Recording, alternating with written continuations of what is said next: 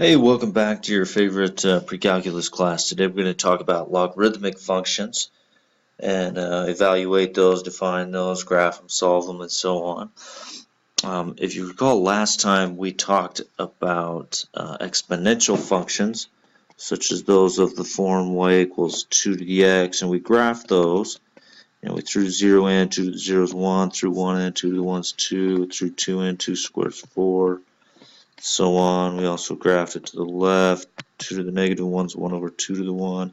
2 to the negative 2 is 1 over 2 squared, and so on. But we got this graph. Look like that. Whoops, I didn't draw that very good. But anyways, there's the 0, 1, there's the 1, 2, and 2, 4, and so on. Okay? So here's y equal 2 to the x. Well, if we take those points, if we take that function y equals 2 to the x and we flip those around, we'll have the inverse, right? So instead of the point 0, 1, we have 1, 0, 1, 0. Instead of the point 1, 2, we have 2, 1. Instead of the point 2, 4, we have 4, 2. Instead of 3, 8, we have 8, 3, and so on. Instead of negative 1, 1 half, we have 1 half, negative 1, 1 fourth, negative 2, 1 8, negative 3, and so on. So we're going to graph those. Here's your 2, 1. Here's your 4, 2. And we keep graphing these things. And this will be the graph of the inverse. So 1 half, comma, negative 1. 1 fourth of the way to the right, negative 2, and so on. And so we start. Gosh dang, I'm having a hard time with this thing moving on. There we go. Now the original y equals 2 to the x has a horizontal asymptote y equals 0. So it's inverse. So this is our inverse here of the original function, f of x equals 2 to the x. Instead of having a horizontal asymptote y equals 0, it'll have a vertical asymptote of x equals 0. So this will have a vertical asymptote of x equals 0. Okay.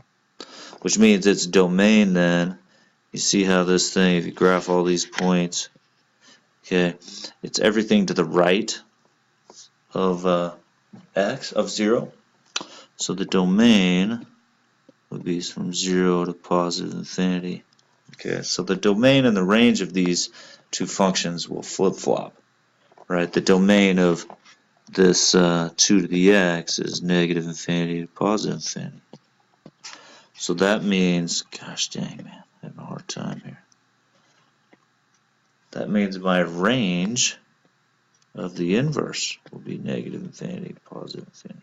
See how low it goes, and it'll keep going up high, right? So the y values, keep going down, keep going up for the inverse there. The range of the original function 2 to the x is just greater than 0. Y is greater than 0, so 0 to positive infinity. Well, if you notice the domain over here of the inverse is 0 to positive infinity. Well, what do we call this inverse of 2 to the x? In explicit form, it's called log base 2 of x. That's the inverse here. I call it, that's a logarithm. Okay, so it's an inverse of an exponential. So there's two forms of the logarithm. Here's a little better look at 2 to the x and log base 2 of x. There's two forms. There's a logarithmic form, so y equals log base a of x.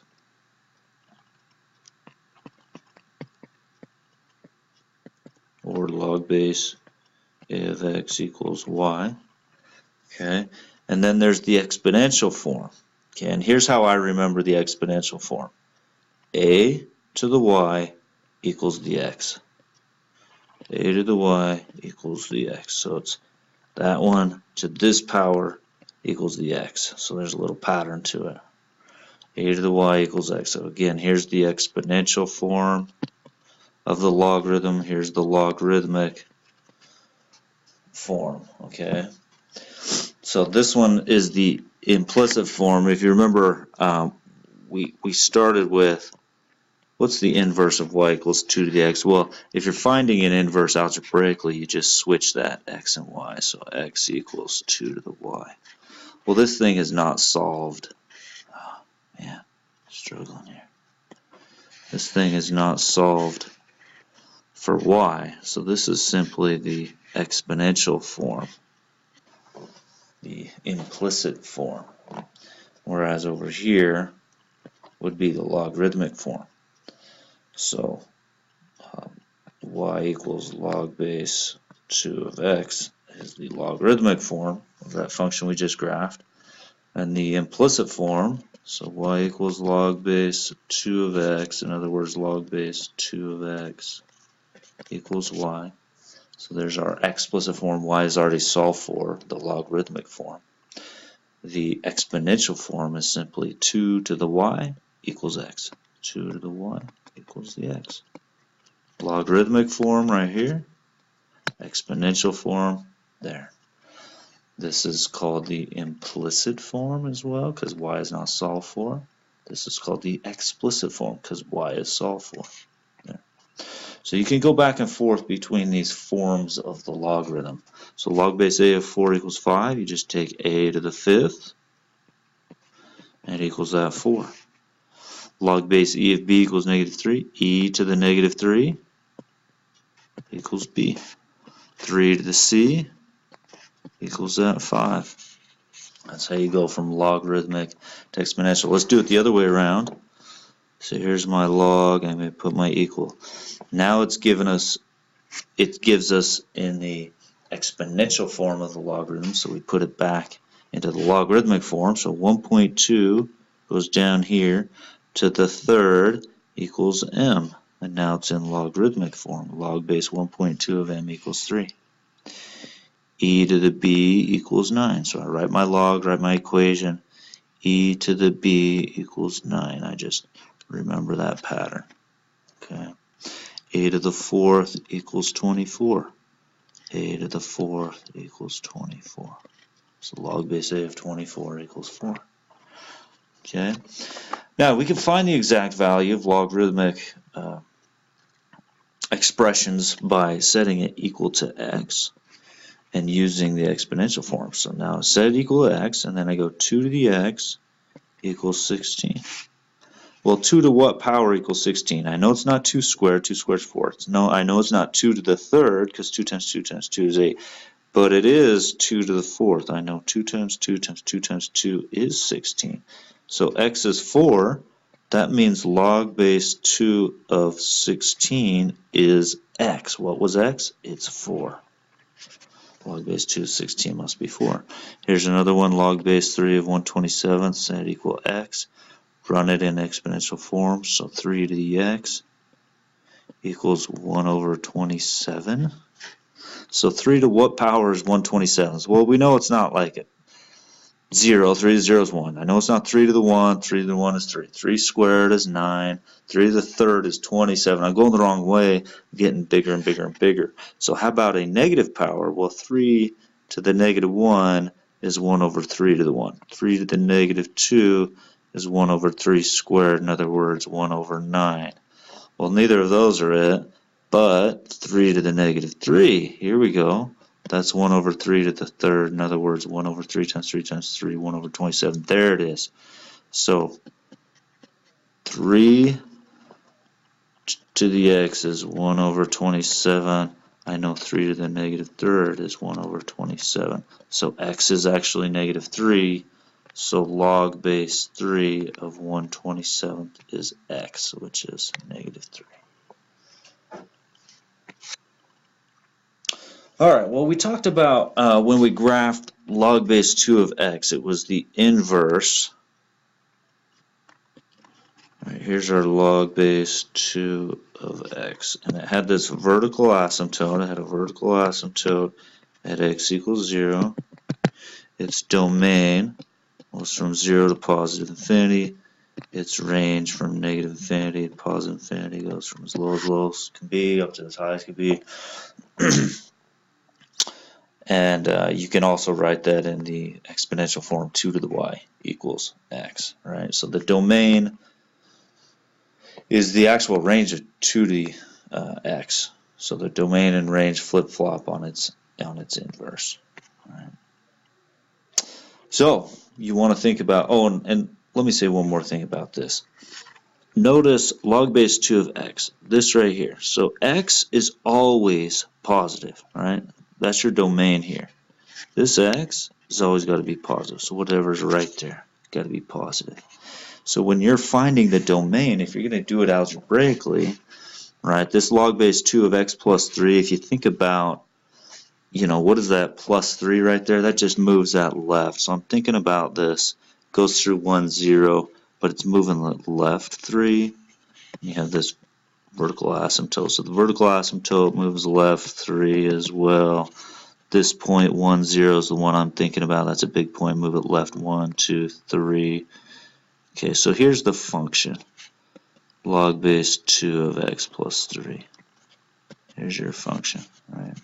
Well, what's your new domain? X is greater than negative 3. In other words, this piece in here has got to be positive. So x is greater than negative 3. So from negative 3 to positive infinity is your domain. Okay. Now, not so easy on this one in terms of the graphing's a mess. So what you want to think about is you're like, well, this stuff inside has got to be greater than 0. Okay.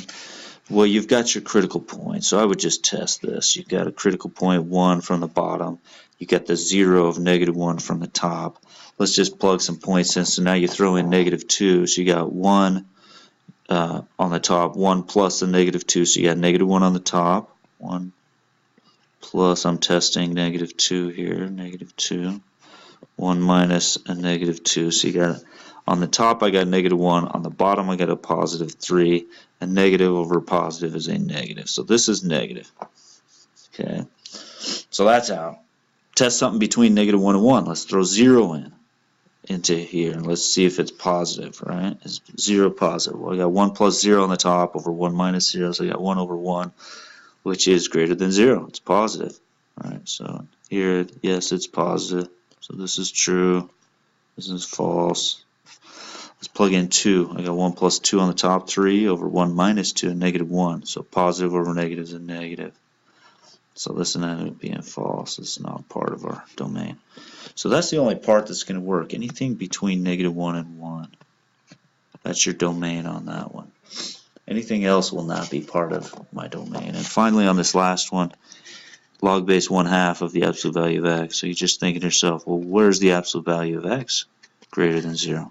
Well, I can take the absolute value of any number, and it's going to be greater than 0, except for 0. The absolute value of 0 is 0, and 0 is not greater than 0. So your domain on this one is, I could pick anything except 0, negative infinity, up to 0, union, then I take off again from 0 to positive infinity. Okay, so 0 is the only problem child in that one. Okay, this is showing, if you had right here y equals 2 to the x, then log base 2 of x be your inverse. If this one was, now we're picking an a value, a base that's between 0 and 1, like if this was 1/2 to the x, its inverse would be log base 1/2 of x. Okay, so you're just flipping those points around. Just flipping the points around. Okay, here's some examples. I used 1/2 instead of 1/3. So your properties of the logarithmic function we've discussed there. And just remember, when you've got this log base 2 of x, this is a big point right here. You're going through that 1, 0. Whereas last time we talked about, it was going through 1, 0, 1 on 2 to the x. All right? So log base 2 of x. Again, it's domain greater than x greater than 0. It's range negative infinity, positive infinity. You've got that x-intercept 1, 0. All right, well that brings us to the natural log. What is the natural log? Okay, the natural log is simply a name for log base e of x. So when you have e to the x, so here's your e to the x from last time. If you take its inverse, you flip-flop all its points, I'm going to name that log base e of x would be its inverse. And log base e of x shows up so much, it's so common, we it models so often in scientific phenomena and so on that they gave it a special name. They called it the natural log of x. So the natural log of x is the exact same thing as the log base e of x. I want you to remember that. Okay. Well, this log base e of x is equal to y, or y equals log base e of x. So e to the y equals x, right? So it has that same property. You can go back and forth between the logarithmic form of this function and its exponential form.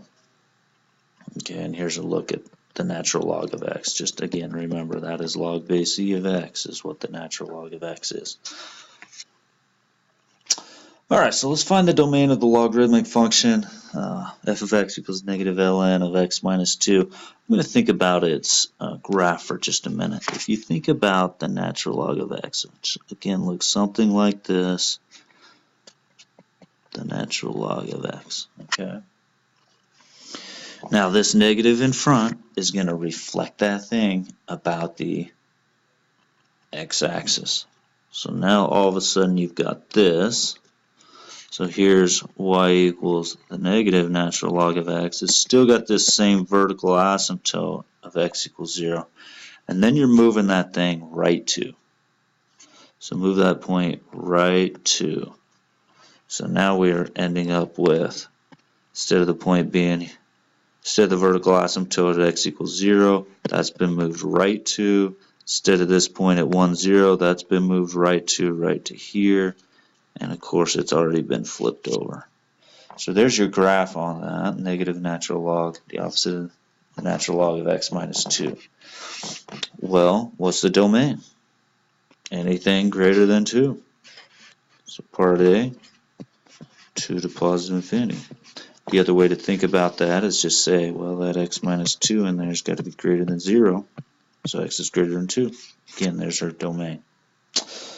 So from the graph determined, and we've graphed that, we've sketched that out. All right, determine the range in the vertical asymptote. Well, your range on this thing, you can see it goes as high as could be, it goes as low as could be. So negative infinity to positive infinity on that. Now we're going to find the inverse. So if you're finding the inverse on this thing, let me erase this thing.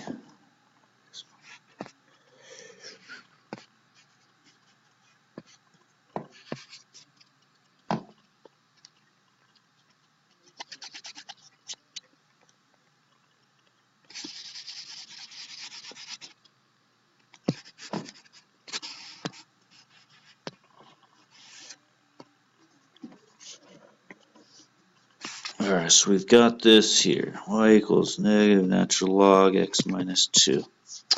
When we find the inverses, we flip-flop our x and y. And now we got to solve for this new y. So go ahead and get rid of this negative in here. So we got negative x equals the ln of y minus 2. Now at this point, what I want you to think about is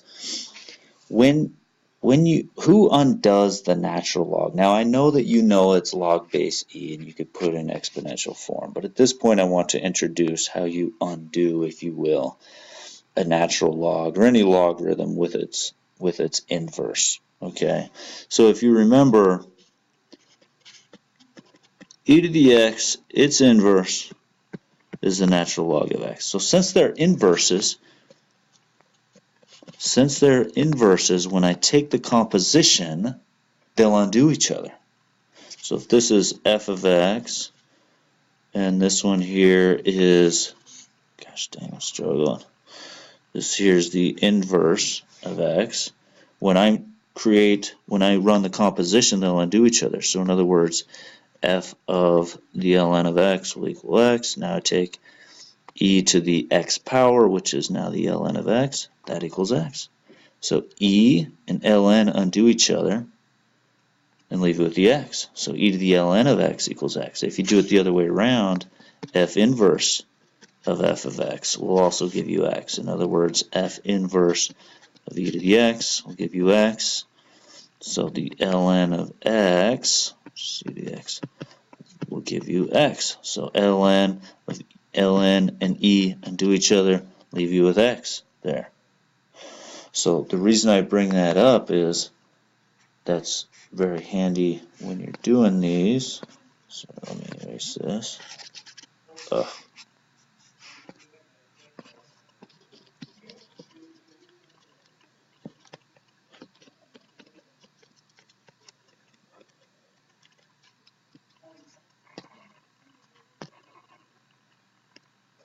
Because when you get to this point right here, negative x equals the ln of y minus 2, you got to undo ln. So you got to think, who's the inverse of the natural log? Well, e is. So you run e on both sides right here.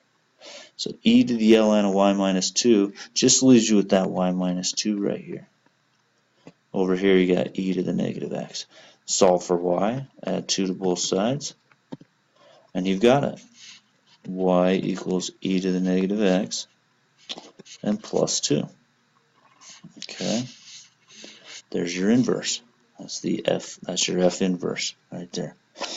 Now the domain and the range simply flip-flop. Okay, so your domain from, I think I got a picture here. So here was the graph that we had. We'd flipped it over and we moved it right to. So the domain was x is greater than 2. Okay, see x is greater than 2 there. So that will be your new range on the inverse. So its range, instead of x, will be simply y, greater than 2. Now the range, okay, the range was from negative infinity to positive infinity, so that'll be your domain, negative infinity, positive infinity, for the x's, set of x values. Okay, so you can flip-flop your points on these things as well. So here's your f of x equals negative ln of x minus 2. Just flip those around. Y equals x. You can flip-flop those points. Go ahead and use decimals on that to help you out in terms of graphing the function. Alright, another very common function, common logarithm, is log base 10 of x. So you see how there's no base here? If there's no base, that's base 10, and this is called the common logarithm. This is the common logarithm. Okay, it's so common they called it the common logarithm. So its inverse, so log base 10 of x, so its inverse is just 10 to the x. Okay, and you can have it in logarithmic form, or you can put it in the exponential form. But just remember, if it doesn't show, it's log base 10 of x. So they don't write that in. It's a log base 10 of x, common logarithm. Find the domain of this logarithmic function, 2 times the log of x plus 1. Again, there's no base, so we're going to write in. That's a base 10.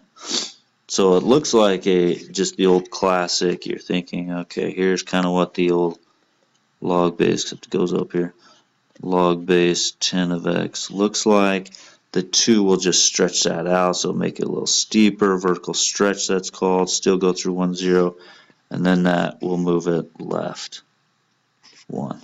Okay, so instead of having a vertical asymptote x equals 0, it's going to move that left 1. Instead of that point 1, 0, it's going to move it left to 0, 0. Again, it's a little steeper because of that vertical stretch by a factor of 2. Determine the range and the vertical asymptote. Well, the vertical asymptote we just put on there, x equals negative 1. So it moved it left 1. The range would be from negative infinity to positive infinity, low to high on that. And then your domain is greater than negative 1. So negative 1 to positive infinity. Okay, so that means the domain and range of the inverse will just flip-flop that. So on the domain range here, so instead of the domain being from negative 1 to infinity, that'll become our range. Our range on the original function, negative infinity to positive infinity, will become our domain on that. Okay, so let's find the inverse. If we've got this 2 log base 10 of x plus 1, we've got 2, I'll just go right here, log base 10 of x plus 1. Flip-flop our x and y. Got to solve for this new y. So get rid of the 2 here. We've got to isolate our logarithm. And I'm going to put my log base 10 of y plus 1 over here equals x over 2. Undo log base 10. Who's the inverse of log base 10? Who's the inverse of log base 10? Well, it's 10 to the x. So I got to run its inverse to undo it. So I go 10 to this side, which means I got to go 10 to that side. So 10 to the log base 10 of y plus 1 spits that out, y plus 1. And then over here I just got 10 to the x over 2. Can't do anything with that. Subtract 1 on both sides. There's our inverse function. 10 to the x over 2 minus 1. There's our inverse. We already named our domain and range on that thing. And there's our look at both graphs. Our original 2 to log base 10 of x plus 1. There's the inverse we just found algebraically. Okay. Now, if we're solving logarithmic equations, what you want to do is make sure you got your log all by itself, which we do. In other words, there's no like plus minus on the end of this outside those parentheses, so it's okay. And now we just undo it. So who's the inverse of log base 3? Who's the inverse of log base 3 of x? It's simply 3 to the x. So we run 3 to this side, 3 to that side. 3 to log base 3 of 4x minus 7, 4x minus 7. 3 squared, 9. Add 7 to both sides, divide by 4, x is 4. Make sure you throw it in and check it. This here, we got log base x is 64 equals 2. Notice our base is x here, so you go x to this side, x to that side. X to the log base x is 64, 64 equals x squared. And you can, by the way, you can use your, when you're at this point, you can use your property of logarithms. You can go x squared equals 64, right? That'll work too. I'm just showing you how to use the inverses because that's also very helpful to have that tool in your toolbox as you move on in math. So we got x squared equals 64, square root both sides, x equals plus or minus 8. Go back and check it into the original log base x is 64 equals 2. Well, that we can only have positive bases there. So it's only the 8. X can only be 8 on this. That will make that true. Can't have a negative base on a logarithm. Okay. Solve this logarithms. Use logarithms to solve an exponential equation. So you got to think to yourself, who undoes e? Who's the inverse of e to the x? You say log base e. In other words, the natural log. Log base e of x. So who undoes e? The natural log. So you run the natural log on both sides, and it'll bring that down. 2x equals the natural log of 5. Divide both sides by 2. X equals, and what you're going to see is they're going to put this 1/2 in front here of the natural log of 5 most of the time, so that you don't think it's this. Okay. Again, but natural log of 5 all over 2 is the same thing as 1/2 the natural log of 5. All right, well, thanks for listening. We'll see you guys in class.